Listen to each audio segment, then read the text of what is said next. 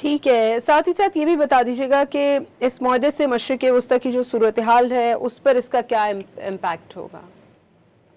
بہت خوشگوار over all پورے مشرق وسطیٰ میں سچویشن تیزی سے چینج ہوگی، ٹینشن ختم ہوگا، جو نارمل اکنامک ایکٹیویٹیز ہیں یعنی جو مثلاً تیل کے کنویں ہیں، انڈسٹریز ہیں، مختلف پلانٹس ہیں، ان پہ کام شروع ہوگا، لوگ مڈل ایسٹ میں جو کام کرتے ہیں وہ واپس جائیں گے، آبنائے ہرمز کھلے گا، وہاں سے جہاز رانی شروع ہوگی، تیل کے جہاز جائیں گے اور دیگر جو اشیاء لانے لے جانے والے ضروری سامان لے جانے والے جہاز جائیں گے۔ آپ کو یہ پتہ ہوگا کہ وہاں سے بڑی مقدار میں فرٹیلائزر جاتا ہے، جس کی وجہ سے یہ ایک خطرہ یہ بھی پیدا ہو گیا تھا کہ بہت سارے ممالک ایسے ہیں جو اس فرٹیلائزر پہ ڈپینڈ کرتے ہیں، تو وہاں خوراک کی قلت کا وہ خطرہ پیدا ہو گیا تھا، تو وہ دور ہوگا۔ تو میں تو سمجھتا ہوں اس پورے مڈل ایسٹ پہ اور پورے خطے پہ بلکہ پوری دنیا پہ بہت مثبت اور خوشگوار اثرات ہوں گے۔ ٹھیک ہے انور صاحب، ممکنہ طور پر اسرائیل اور خلیجی ممالک کا اس معاہدے پر کیا رد عمل ہو سکتا ہے؟ اسرائیل کا ذرا مختلف ہوگا، کیونکہ اسرائیل میں بہت سارے لوگ یہ کہہ رہے ہیں کہ جو اسرائیلی وزیر اعظم ہیں بنیامین نیتن یاہو، ان کے جو اہداف تھے، ان کے جو ٹارگٹس تھے ایران کے حوالے سے وہ حاصل نہیں ہوئے۔ وہ ایران میں رجیم کی تبدیلی چاہتے تھے، وہ نہیں ہوا۔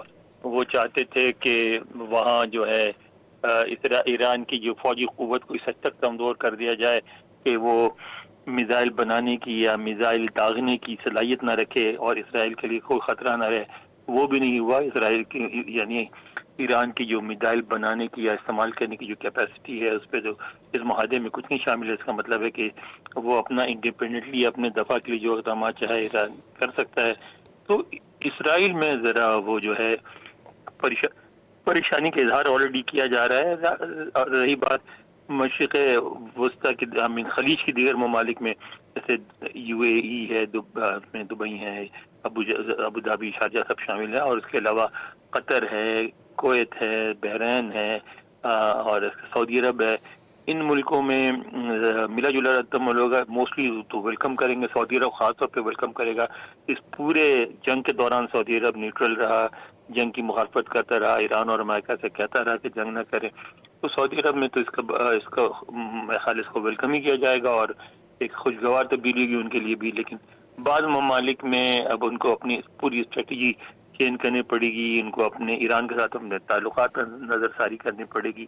بہت بڑی بات ہے یہ، اور اس کے کافی اثرات مرتب ہوں گے پورے خطے پہ۔ ٹھیک ہے انور صاحب، کیا سمجھتے ہیں آپ، کیا یہ معاہدہ خطے میں کشیدگی کم کرنے میں مددگار ثابت ہو سکتا ہے؟ اور اگر خدا نخواستہ اس معاہدے کی کسی شق کی خلاف ورزی ہوتی ہے تو پھر کیا اقدامات کیے جائیں گے؟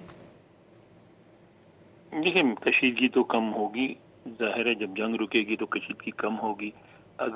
لیکن اب ڈپینڈ جو کرتا ہے سارا کچھ اس بات پہ منحصر ساری چیزیں کہ ایران کے جو گلف کے خلیج کے ممالک ہیں اور جو سعودی عرب ہے، اس سے تعلقات کیسے ہوتے ہیں۔ اگر اس نتائج کے ان مذاکرات اور یہ جو سمجھوتا آ رہا ہے اس کے نتیجے میں اگر ایران کے تعلقات سعودی عرب سے اور گلف کنٹری سے بھی بہتر ہوتے ہیں تو پورے خطے کے لیے بہتر ہوگا۔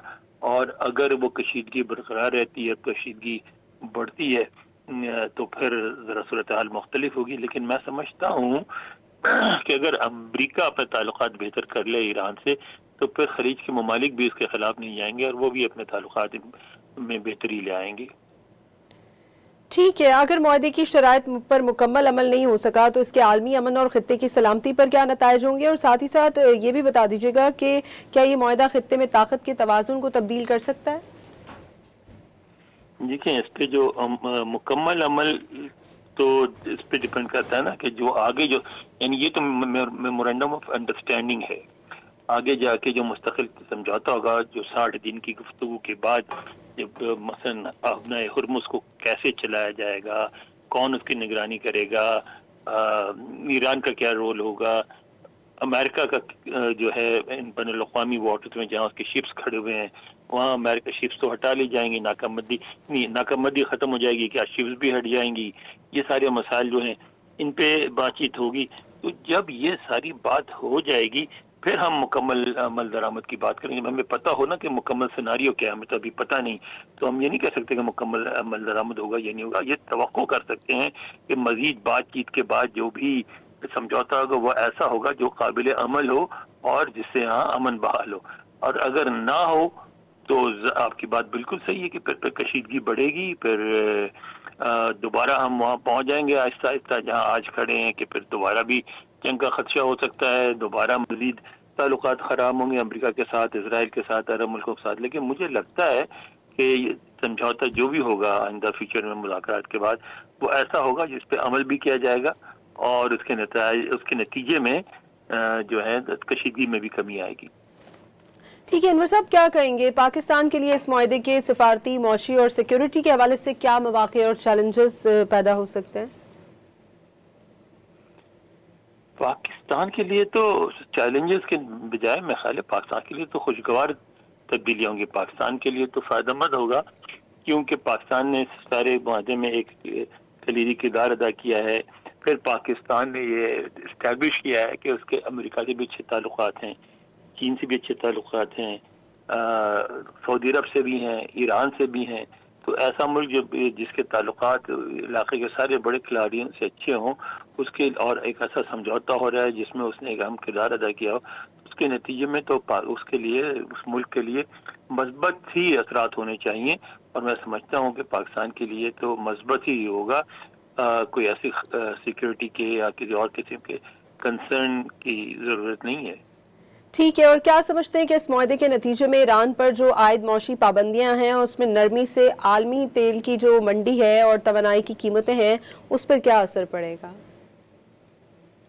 دیکھیں جو پریشر ہے اسرائیل کی ایران پہ عائد پابندی کی وجہ سے ایرانی تیل جو ہے مارکیٹ میں صحیح طرح سے نہیں پہنچ رہا ہے. جو کچھ بھی ڈیل ہوتا ہے وہ دو ملکوں کے درمیان ہوتا ہے اور اس